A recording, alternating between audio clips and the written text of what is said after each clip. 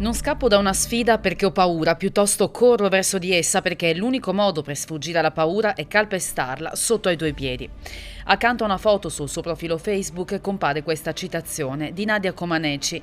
È piaciuta a Silvia Furlani, le è parsa raccontare bene quella che è la sua storia dal 1986 ad oggi. In quell'anno ha scoperto di avere la sclerosi multipla. La sua sorella gemella la chiama quella che ogni tanto le fa qualche sgambetto, ma tanto alla fine vinco io. In famiglia c'è anche un fratello maggiore, però lo sport, sotto forma di corsa principalmente, ma presente anche in modi diversi. Il movimento, la camminata, il cammino di Santiago percorso nel 2017, il volo in deltaplano con Swan Serenati, una maratona nel deserto in Libia che nel 2006 poteva trasformarsi in tragedia e che invece è diventata uno dei capitoli di una storia straordinaria che Silvia continua a scrivere nel quotidiano. Ogni weekend una gara, questo mese la mezza di Udine, quella di Treviso ieri e tanti altri chilometri ancora da percorrere. La mia passione è nata a 26 anni, un po' per sbaglio, perché sì, quando ero piccolina, così, i classici giochi della gioventù, li avevo fatti con la scuola, ma non è che mi avessi preso più di tanto. E invece, accompagnando una mia amica a fare il lancio del disco lì a Paderno, a Udine qua, ho visto sta cosa qua che tutti giravano intorno, ho detto ma che cos'è sta cosa qua? Mi fa una pista, vabbè, una pista, e cosa si fa? Si corre, ah ok, si corre. Beh, intanto che io mi alleno, facendo il lancio del disco, tu corri, vai, io corro, vabbè, corro. E da lì ho cominciato a prendermi sta cosa qua del correre e un paio di mesi dopo mi ero già iscritta per fare la 24 ore di Fagagna.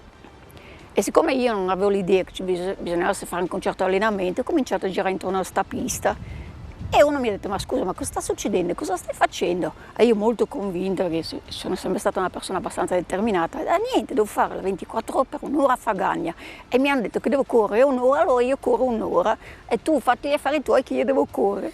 Ho cominciato a girare. E dopo ho cominciato a Fagagna e dopo da lì la cosa, non mi sono mai più fermata, mi sono appassionata, ho fatto diverse maratone in giro per il mondo, ho fatto Berlino, New York, solo che a 26 anni ho cominciato ad avere, a 28 anni ho cominciato ad avere un po' di problemini, ossia mi è sopraggiunta la sclerosi multipla. Adesso la chiamo la mia compagna di viaggio, nonché gemella, perché abbiamo trovato una bella convivenza della serie. Lei più di tanto non mi rompe le scatole, perché io sono superiore a lei. Dico stai buona, stai frena lì, fatti sentire, ma finché non dico io basta, tu stai buona lì.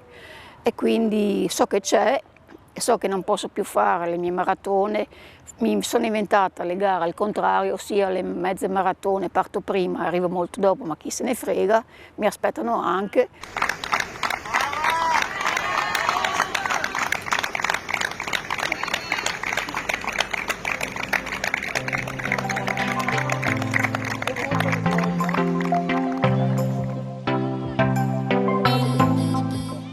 Per me lo sport è vita, è la libertà di stare, di sciogliersi, di vedere anche, superare anche i propri limiti, perché tutti noi abbiamo dei limiti, c'è chi corre forte, chi va piano e chi arriva e non arriva.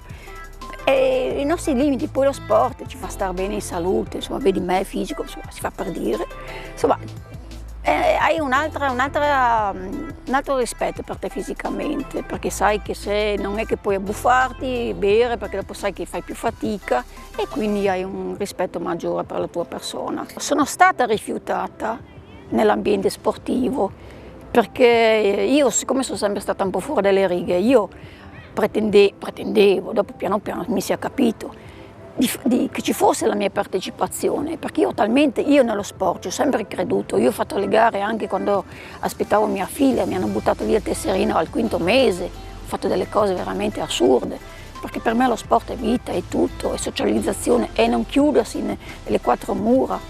E quindi quando io ho detto no, io voglio partecipare, ma come? Sai che c'è il tempo limite, ok, partirò alle 6 di mattina, io voglio esserci.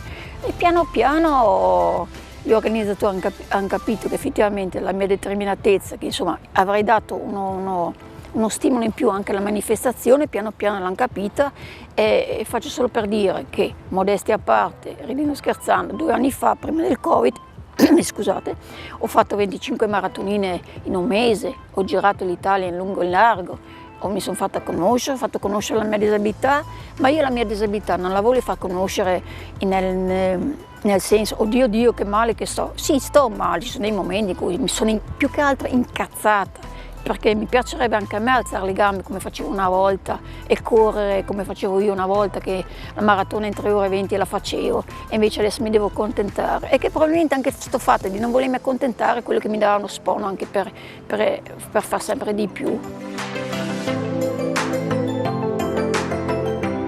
C'è stato un percorso psicologico, perché anche nel frattempo ho avuto una bimba, vabbè, che adesso ha 24 anni, Piera, della quale ne sono orgogliosissima. E quindi in pratica io dico sempre, noi, non siamo il nostro passato, perché noi ci portiamo anche quello che ci hanno insegnato la nostra famiglia, quello che si portano dietro loro, anche le situazioni abbastanza pesanti, negative, le scaricano su noi figli, ma senza anche cattiveria, ma lo fanno. E allora a me hanno scaricato tanta roba, ho avuto tante difficoltà anche a livello della mia famiglia, e quindi, se non altro perché glielo dovevo a mia figlia, mi sono messa in discussione. Ho fatto un percorso psicologico e siccome sono stata una persona sempre abbastanza curiosa, ho voluto scavare tanto dentro di me, l'ho fatto per 15 anni. E cosa posso dire adesso? Il mio percorso adesso è tutto in salita, della serie ancora non so cosa farò da grande. So che ho cresciuto una ragazza della quale ne sono orgogliosissima, è abbastanza serena, ho cercato di trasmetterle la mia positività, anche se anch'io, come ogni essere umano, ho sbagliato, ma insomma siamo esseri umani, d'altronde è anche giusto sbagliare per imparare poi dopo. E quello che voglio dire è che abbiamo un'unica vita, se non sappiamo gestire questa nostra unica vita non pensiamo nella seconda, nella terza, nella quarta. Io penso a questa mia vita, dopo chissà se farò disastri anche di là, boh, non lo so. Però il percorso è servito notevolmente, è servito molto, perché ho visto la vita in un altro colore.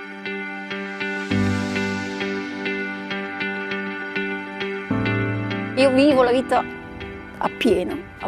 E perché io amo la mia vita profondamente, perché tanti ragazzi disabili come me possono capirmi, perché sul momento subentra l'incazzatoggio, oddio adesso non posso più fare, e invece dopo piano piano ti inventi una nuova vita, e te la inventi a modo tuo, senza schemi, senza paranoie, senza essere uguale agli altri, no? Te la fai più personale, te la fai più tua, e quindi hai un altro modo di interpretare la vita, te la fai andare alla grande. Ma chi se ne frega, oggi è oggi, domani si vedrà. L'obiettivo è partire e arrivare. L'anno scorso abbiamo fatto i criceti per 24 ore, ossia perché ho detto dai, dobbiamo dare un input a modo nostro di fare Telethon lo stesso.